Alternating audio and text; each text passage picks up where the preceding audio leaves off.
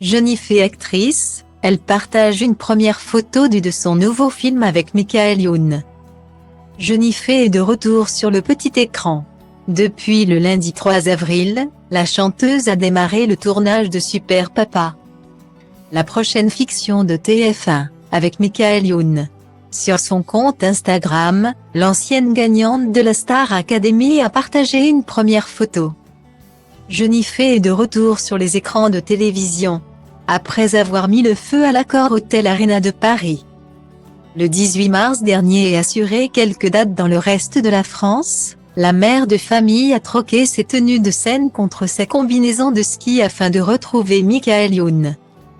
Depuis le lundi 3 avril, la chanteuse est sur le tournage de Super Papa, en région parisienne. Comme l'a révélé Pure Média, ces derniers sont accompagnés par Gabriel Di Fantal, fils de Frédéric Di Fantal et Gwendoline Amon.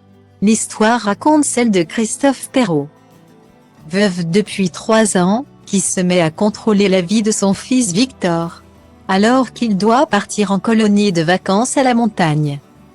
Son père décide d'intégrer le voyage en tant qu'accompagnateur. Le fils, adolescent, n'est que très moyennement emballé. Idem pour Marina, incarnée par Jennifer, la professeure de SVT de Victor. Alors que Christophe fait en sorte que le séjour se passe bien, il découvre qu'il peut mystérieusement entendre les pensées des élèves, notamment celles de son fils.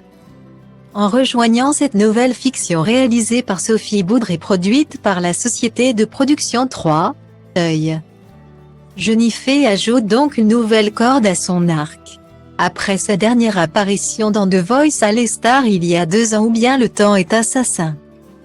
La maman d'Aaron, Joseph et Giovanni fait son grand retour sur la chaîne qu'il a révélée aux yeux du grand public. La chanteuse qui vient de fêter ses 20 ans de carrière et qui a entamé une grande tournée des Zéniths a confié à Gala et faire qu'elle adorerait tourner dans un film de Noël. J'adorerais me retrouver dans un téléfilm de Noël comme on voit à la télévision.